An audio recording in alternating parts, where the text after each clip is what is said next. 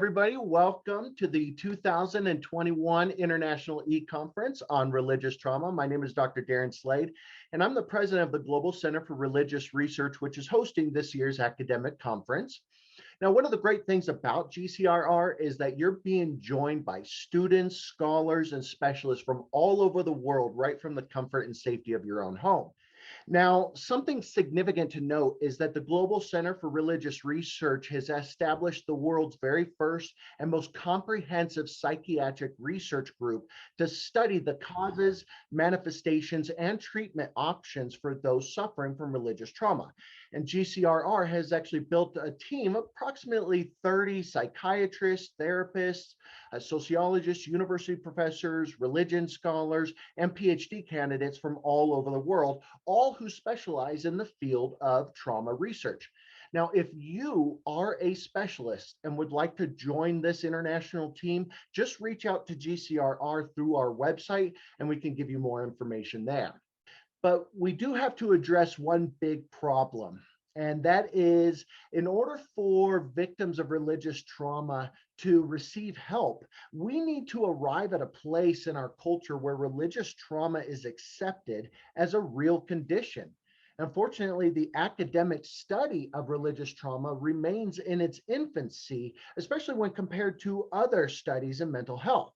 And sadly, this means that there really are no exhaustive empirical studies to support what we've all experienced in the tens of thousands, which is that religious trauma exists and that it is a chronic problem within many religions. And as it stands, really only anecdotal case studies have been published so far, but nothing substantially empirical to actually prove it exists. So GCRR is intending to correct this gap of knowledge, and we would like to get your help with this. So we just recently set up a GoFundMe page in order to crowdsource the world's very first comprehensive empirical study on religious trauma. We want to conduct a massive sociological study on those traumatized by religion in the hopes of providing the foundational data necessary to educate and hopefully prevent religious trauma from occurring in the future. And you may be asking, why are we crowdsourcing this on GoFundMe? The sad fact is that all federal funding for mental health research has come to a screeching halt. And so we have to turn to the public for help right now. So rest assured, any and all donations that you give to this would go exclusively just to funding this study, and any amount that you could give would be extremely helpful. All you have to do is go to gofundme.com and then look for the religious trauma sociological study. And at the very least, please share this GoFundMe page across all your social media platforms so we can get the word out about this very important research project. With that said, I want to introduce to you my good friend and our next presenter, Janyne McConnaughey. So Dr. Janyne McConnaughey is going to be talking about religious abuse and the trauma of perceived spiritual failure. Dr. McConnaughey is a nationally known trauma-informed author and advocate who lived with the effects of childhood sexual abuse from the time she was 3 years old until she entered therapy and began her healing journey at the age of 61. Now, realizing healing was possible for survivors, she has now authored 3 books describing the effects of childhood trauma and the paths to healing. Janyne's passion is encouraging other survivors of childhood trauma to seek healing themselves, and she's currently a visiting professor at Tabor College and serves on the board of directors for the Attachment and Trauma Network. Janyne builds on her 40-year career in teaching, teacher education, and an expertise in early childhood development to help educators, caregivers, and church ministry workers to understand and apply trauma-informed practices. And she can be contacted through her website at janyne.org, where information about her books is also available and located. And if you haven't had a chance to actually take a look at some of her work, I highly recommend it. Thank you so much for being here, Janyne. I appreciate you. You have the floor. Thank you. Thank you. And I appreciate the opportunity to speak. I'm going to share my screen and we'll get started.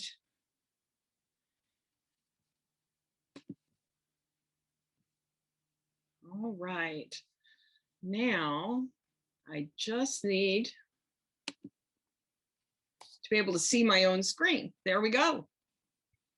I'm going to be talking today partially from my own story and experience, and partially from my research that I've done over the years. And so it'll be a mix of both. And I bring you greetings from the Seattle area. And it started out a really sunny day. I got my lighting all set, and then the clouds came. So if you see a light come on in the middle of this, that's because the wonderful, wonderful sun has vanished in the Seattle area. Imagine it.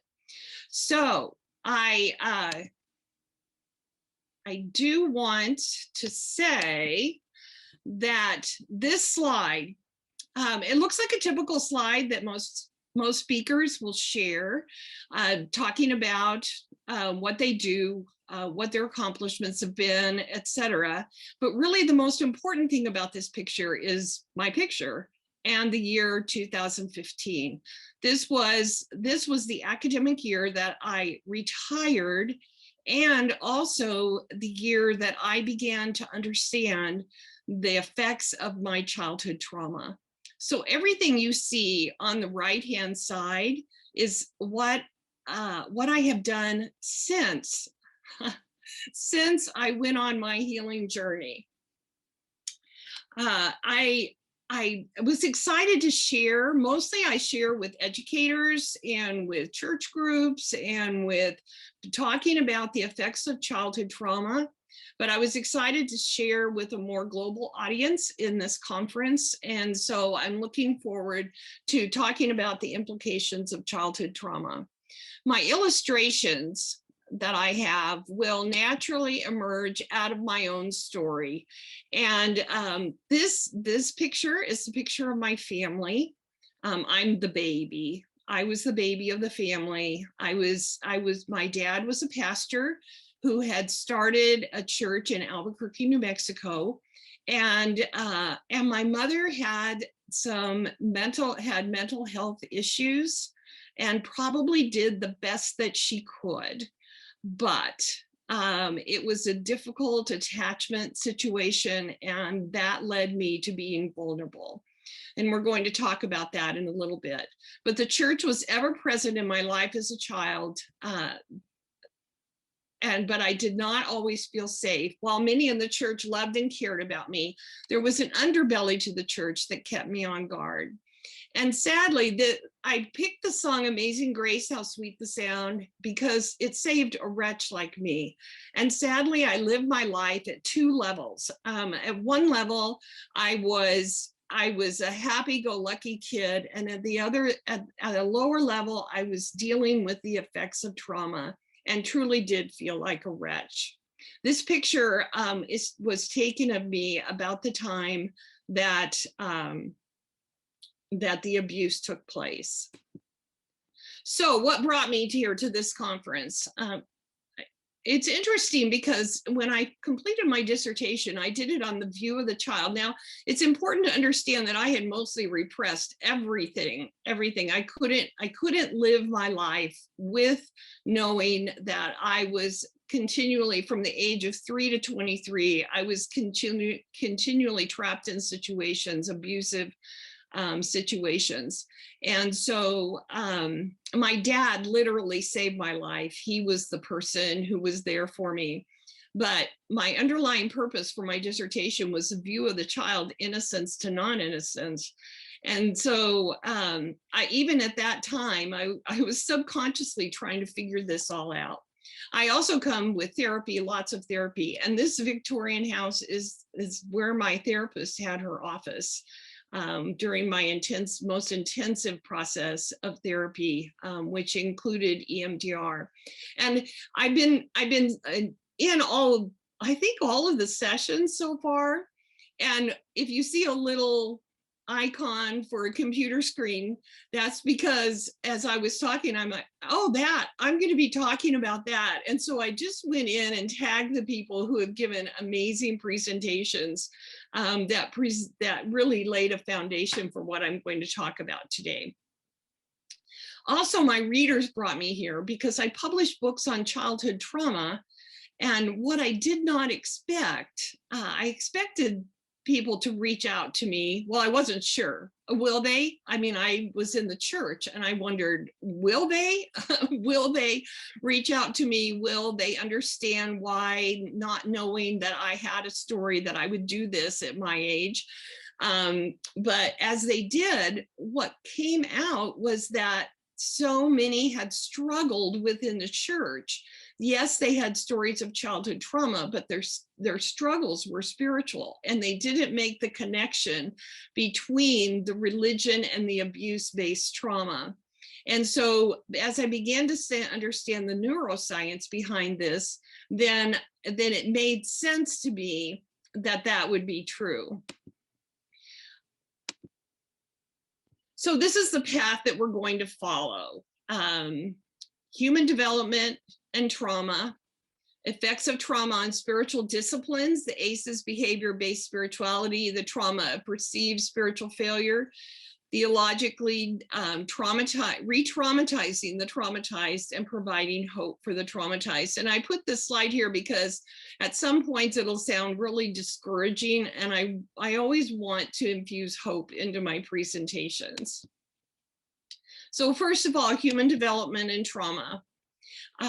Our patterns of attachment deeply influence the way we experience our relationship with God. So my area of expertise is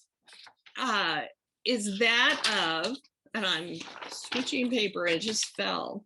My area of expertise is that of early childhood. And interestingly enough, when I chose a child development major many, many years ago, I believed then that the earliest years were the most important for children. And it has been really exciting over the years to watch as that began to be documented in research, that is the very beginning of life, which is the most important. So we have attachment, and we have bonding, and we have safety and nurturing, and family relationships and community. And then at the top of that sits religion. And God is intended to permeate all of this. And in the process, a child builds self-identity and resilience. And we're at a religious trauma conference because we know that doesn't always go that way. And what our relationship with God is affected by that. And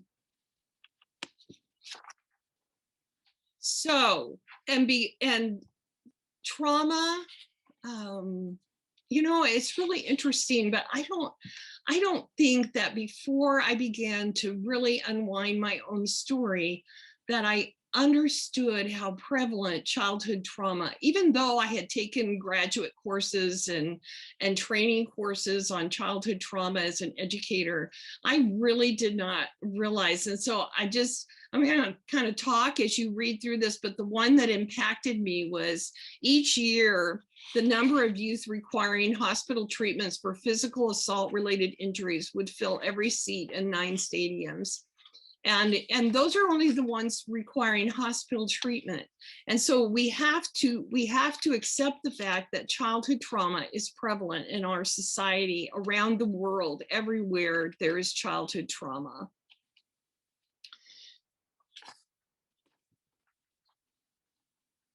So how does trauma affect the development of the child?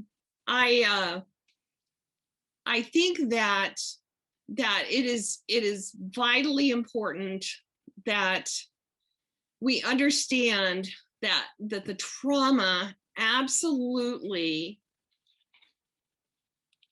devastates those beginning attachment, bonding, safety, nurturing, the family relationships. It permeates all of that, and it doesn't give the child the foundation that they need in order in order for, whoops, I just lost my slides, didn't I? Just a second.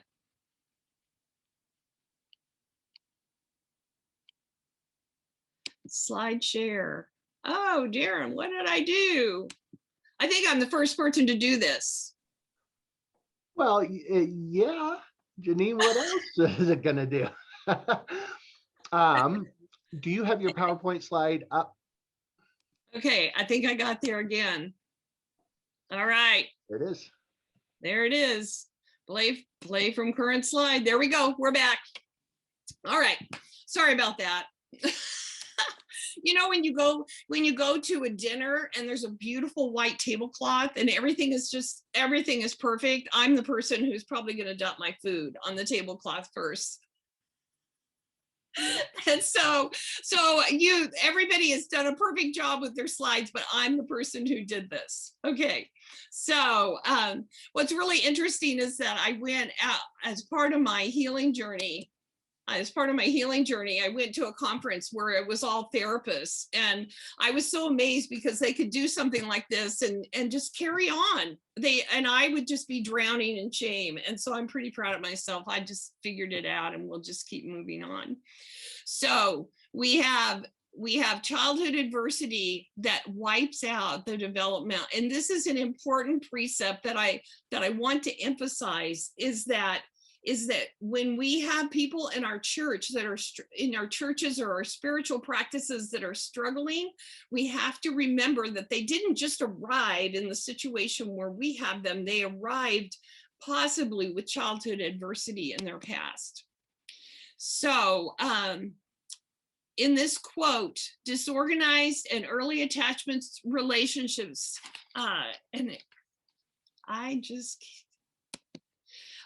may have long-term effects on later adaptation by promoting increased volume in the left amygdala that contributes to increased irritability in limbic pathways. So it is in the neurobiology of the brain that the child who suffers from early childhood abuse or neglect, and it isn't just abuse, it's also neglect. It is affecting the development of the brain, and it's affecting how the amygdala develops. Trauma also changes the child's brain in that the amygdala is hyperactive, and that the left and right amygdala, there's more and more that we're understanding about how those respond differently. The reduction in the hippocampus volume. Also, that affects memory, past, present, narratives, etc., and lack of growth in the prefrontal cortex, which is thinking, impulse control, etc. And Elizabeth did a great job explaining some of this. I put this little girl in my slides always because this is exactly how I felt when I showed up to therapy. I showed up with my brain in my hand and I said, can you fix this? Because I knew that I was not okay. I faked it like I was okay. I said I just wanted some coaching because I didn't know whether to sign my contract for the following year. So when we add to the effects of childhood adversity, when we add to that it takes place within the religious community, then and Jill Harvey did an excellent job talking about the effects of this, then it is as though God gets involved with the adversity, which is not what's taking place. But the child's concept of God is skewed because the child can't differentiate between what is happening, and every kind of child abuse has been rationalized by someone as a religious practice. And it is so difficult for them and for me to separate what was happening in the underbelly of the church and what was happening with the God that I wanted to love and feel safe with.